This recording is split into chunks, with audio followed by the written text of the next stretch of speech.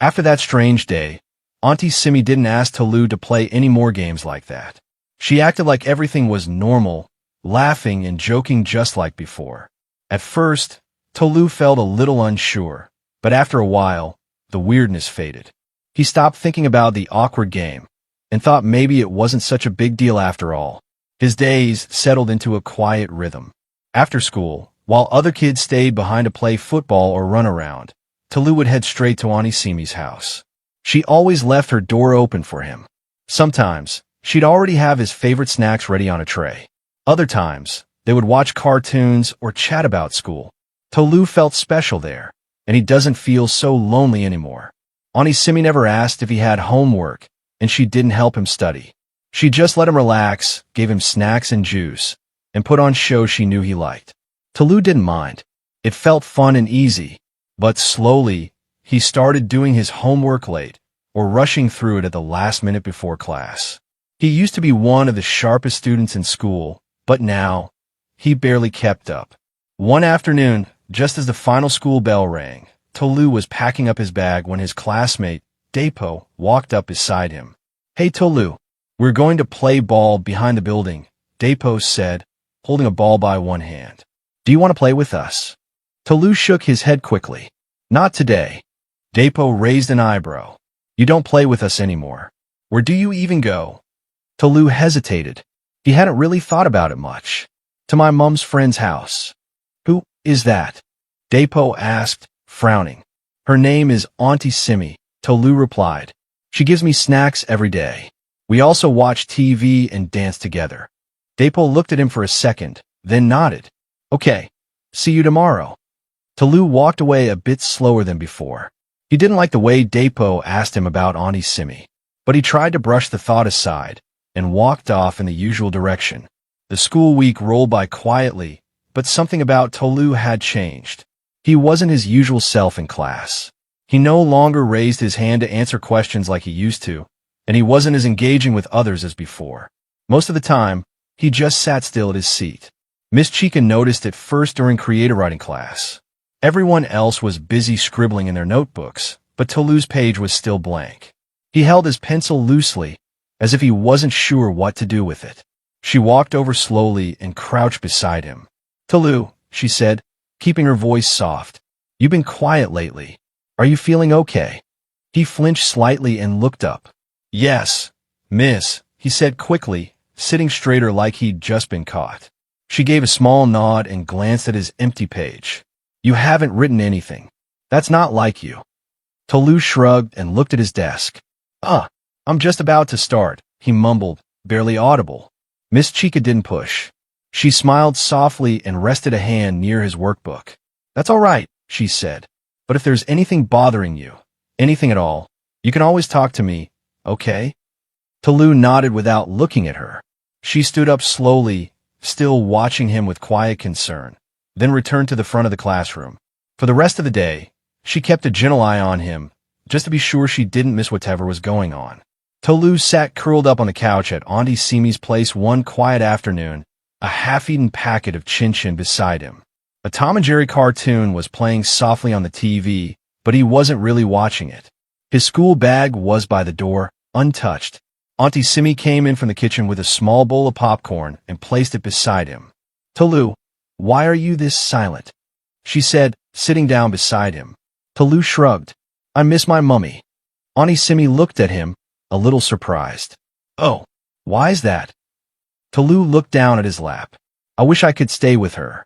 I even asked if I could come to her shop after school, but she said no." Aunty Simi's expression softened, and she reached out, brushing a strand of his hair behind his ear. "Well, you're here with me. I'm like your mummy now, aren't I?" she said softly. "You come here every day. I take care of you. I give you snacks, cartoons, and everything. Is that not enough?" Tolu gave a small smile and looked away. "Yeah, but—" Aunty Simi pulled him a little closer, her arms slipping around his shoulders. "Don't worry, Tolu," she said with a warm voice. "I'll always be here for you. You don't need to worry about your mom." Tolu nodded, but deep inside, he still wished his real mom could be the one looking after him and treating him like this. Then, as if the words were an afterthought, Aunty Simi added with a smile. Do you love your mummy more than me?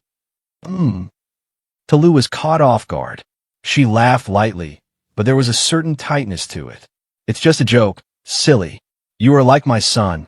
You can let me know if you need anything. Tolu gave a small smile, but he didn't say anything. Her words were comforting and strange all at once. The next day after school, Tolu found himself heading back to Aunty Simi's place as usual. It had become a routine now, one he didn't think much about anymore. Aunty Simi greeted him with a smile, as always, and led him inside. How was school? She asked as she set a bowl of snacks on the table, the familiar aroma filling the air. Good, Tolu replied, plopping down on the couch. We had math today. I think I did okay on the test. Aunty Simi smiled, but there was something different in her eyes today. She didn't sit next to him right away. Instead, she looked at him thoughtfully, as if considering something. How about we play that game again? She asked after a moment. Her voice was soft, like it was just another suggestion. Tolu looked up at her, unsure for a second. The massage game? She nodded, her eyes warm. It was fun, wasn't it? Tolu remembered the game, the one with the massage and the strange part that came after. At first, it had felt strange, but somehow, the feeling faded once the game was over. And now, thinking back, it didn't seem that bad. It was just a silly game. Okay, Auntie, he said, trying to sound confident. Aunty Simi's smile grew wider as she laid down on the couch. Good boy. She patted the cushion beside her, and he climbed up. This time, there was no hesitation when she guided his hands to her shoulders. He started rubbing and massaging her the way she showed him before. Yes, just like that, she said, her eyes closing slowly. You're so good at this, baby. My little magic hands. Tolu giggled a little. It didn't feel so strange this time, and he was starting to enjoy doing it also. Aunty Simi closed her eyes, letting out soft sighs as she enjoyed the gentle, comforting massage Tolu was giving her. It wasn't quite a real game to Tolu, but she always seemed happy when they played it. After the massage, they moved on to the next part of the game, where she pretended to be his mother and feeding him as if he were a baby. The game lasted several minutes, and Tolu seemed to enjoy it too. By the end of the game, Aunty Simi felt relaxed, and Tolu was also happy. She kissed the top of his head, and they spent the rest of the afternoon dancing and watching cartoons. The game was forgotten. It was easier for Tolu to be there now. It was a Tuesday morning, and the classroom was still quiet when Miss Chica walked in, carrying a stack of papers under her arm. The morning sun filtered through the windows, casting soft lines across the wooden desks. She paused when she saw Tolu already seated near the front.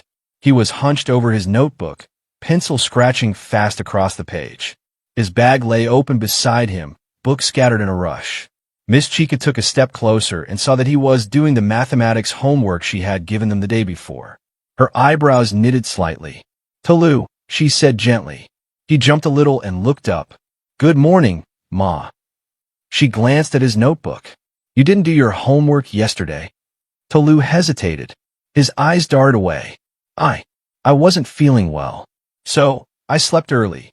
Miss Chica didn't say anything for a moment. She just nodded and moved on, but his response made her feel uneasy. He used to be her brightest pupil, eager, quick, and always full of questions. But lately, he had been slacking off in his studies. He no longer got the highest scores on classwork, and most of his assignments seemed rushed. Throughout the day, she kept watching him. He was still quiet, but he wasn't as attentive as he used to be, as if something was distracting him. After school ended and the last bell rang, Miss Chica packed up slowly. Then she reached for her phone and scrolled to the number she hadn't used in months. Back at Tolu's mother's shop, she was sorting fabric when her phone rang. She glanced at the screen, then answered. Hello. Good afternoon, Ma. This is Miss Chica, Tolu's teacher. Teacher. Good afternoon. I hope there's no problem. It's nothing serious, Ma, Miss Chica said carefully. I just wanted to check on Tolu. He's been a little quiet in class lately, and sometimes slept off in class. And this morning, I noticed he was doing his homework very early, before class started. He said he was sick last night, but he didn't look sick to me. There was a short pause. Well, he's been okay at home, Tolu's mother said slowly. He eats well. He goes to Aunty Simi's place after school, like always. I haven't noticed anything strange. I understand, Ma, the teacher replied. Maybe just keep an eye on him. I'll do the same here. Yes, please. Maybe he's just tired. Help me monitor him well. After the call ended, Tolu's mother sat in silence for a few seconds. The teacher's words rang in her head. Something about them made her feel uneasy. She reached for her phone again and dialed a number. Simi. On. Sister. Good evening. Good evening, Simi. Sorry to disturb you. Tolu's teacher called me just now. She said he's been quiet in school and doing his homework late. I just want to be sure. Everything okay with him over there? Aunty Simi's voice was warm and light. Everything is fine. He's such a good boy. Maybe school is just stressing him a bit. But here, he eats, read his books, watches cartoons, sleeps. He's okay. Let me speak to him. There was some shuffling. Then Tolu's voice came through the line. Hello, Mummy. My dear, how are you? I'm fine, Mummy. Your teacher said you've not been yourself. Are you okay? Is everything all right? I'm okay, he said again, too quickly. Aunty Simi is nice. She give me food and help me do my assignment. His mother sighed. All right, just focus in school. I will buy you fruit salad when I'm coming home. Okay. Yes, Ma. She ended the call and continued with her work. Back at Aunty Simi's place, it was evening already and time for Tolu to go home. He stood up to wear his sandals and brushing crumbs off his shorts. Aunty Simi stepped out of the kitchen, drying her hands on a towel. You're leaving already, she said, walking toward him. Tolu gave a small smile. Mummy will be back home soon. She said she'll buy me fruit salad when she's coming. Aunty Simi opened her arms wide. Come on, give me a hug before you go. Tolu stepped into the hug, like he always did. Her arms stayed wrapped around him for a long moment. One hand rubbed his back in slow circles, and when he shifted to pull away, she held him a little tighter. My sweet boy, she said softly. You're growing so fast. She pulled back a bit and cupped his face with both hands, smiling. Your skin is so soft. Like fresh bread, she added, laughing gently. One day, girls won't let you rest. Tolu gave a small, nervous laugh and looked at the floor. He didn't fully understand, but the warmth in her voice made him feel flattered. She let him go then, smoothing his hair with her palm. See you tomorrow, my baby. He nodded quickly, muttered bye, and stepped outside.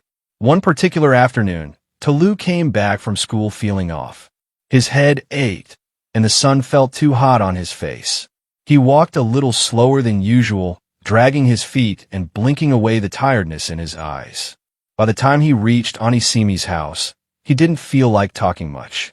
All he wanted was to lie down and sleep. Aunty Simi opened the door with her usual smile. She pulled him in for a long hug and held him tightly, even though he barely lifted his arms. There's my baby, she said softly. I've been waiting for you. Tolu didn't say anything. He just dropped his bag by the door and made his way to the couch. His head sank into one of the cushions. You look tired, she said. But don't worry, I know what'll cheer you up. She shut the door gently and added in a soft voice, let's play our massage game again. Tolu blinked slowly. I have a headache, Auntie, he said quietly. Oh no, she said, walking over to the couch. Let me get you some tablets. After that, we can play the game. Tolu sat up a little. His face remained still, and his voice came out low. Auntie, I don't want to play today. Aunty Simi's hand froze.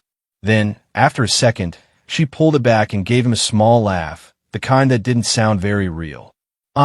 Okay, she said quickly. No problem, my dear. Take the medicine and get some rest. She stood up and walked to her room to get the medicine, humming a soft tune under her breath. But Aunty Simi didn't look happy at all. Tolu leaned back into the couch, hugging one of the cushions to his chest while he waits for Aunty Simi to bring the medicine. But a strange feeling sat quietly in his stomach, and unsure of how to make sense of it, he decided to tell Miss Chica. The next day at school, Tolu could barely focus. His mind kept going back to the strange feeling in his stomach and the things he had experienced with Aunty Simi. His heart raced, and he knew he couldn't keep it inside anymore.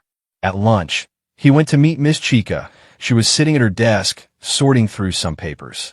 Tolu stood by her desk for a moment, unsure of what to say. She looked up and smiled at him. "Tolu, is everything okay?" she asked kindly, sensing something was troubling him. Tolu hesitated for a moment. He doesn't know how to put his feelings into words. Finally, he spoke up, his voice soft but steady. "Miss Chica, my Aunty Simi is acting in a way that makes me feel uncomfortable." Miss Chica listened carefully, her face filled with concern and understanding as he narrated all he and Aunty Simi had been doing, including their secret games. Miss Chica was shocked, but she tried to mask it. When he finished, she gently placed a hand on his shoulder. "You're very brave, Tolu," she said gently, her voice full of empathy. "I'm really proud of you for telling me. You did the right thing, okay?" Without wasting any time, Mr. Chica informed the school counselor about what Tolu had shared, and the counselor immediately contacted Tolu's parents. When his parents found out what had been happening, they were devastated. They had never imagined that something like this could be happening right under their noses. "I'm so sorry, Tolu," his mother said, hugging him tightly when he reached the house, her voice filled with regret.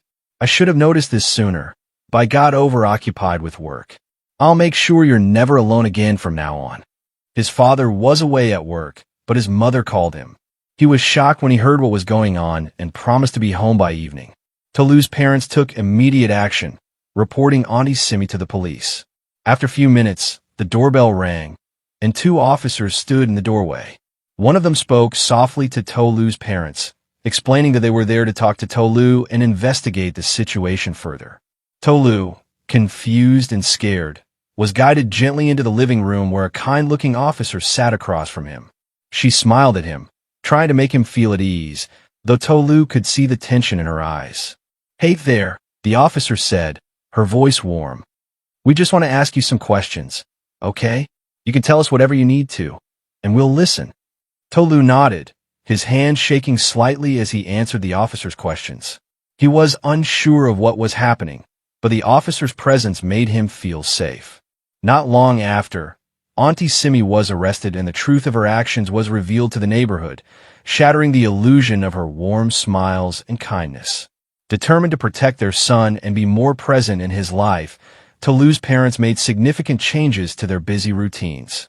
His mother hired a private driver to pick him up from school every day, ensuring he was never left alone again. From there, Tolu would go directly to her shop, where she would personally tend to him, keeping him close and available for open conversations. She also made sure to monitor his schoolwork and assignments closely, creating space for him to explain and freely express his thoughts and feelings. His father also took a more active role at home. He made sure to come home earlier, spending some evenings with Tolu, telling him stories and playing ball together in their compound. He also arranged for more family outings and sometimes took him to the park to play and explore, giving Tolu a chance to just be a kid again. These small, deliberate steps marked the beginning of a stronger, more supportive bond between Tolu and his parents as they worked to rebuild his trust and create a safer, more nurturing environment. As time passed, Tolu's fears slowly faded away. The weird feelings he once had stopped, and his confidence began to return. He found himself playing with his friends again, laughing and smiling just like he used to. A few weeks later, Tolu approached Miss Chica at school with a grateful smile. "Thank you for the other time, Ma," he said sincerely, his voice filled with gratitude. Miss Chica smiled warmly and patted him gently on the shoulder. "You are very brave, Tolu. I'm proud of you." Through this experience, Tolu learned a powerful lesson. It's always okay to speak up when something doesn't feel right. There are people who will listen, believe, and protect you no matter what. Thanks for watching. Don't forget to hit the subscribe button so you never miss out on any of our videos. Please like, share, and comment below. I appreciate all of you. Stay blessed, and I'll see you in the next story.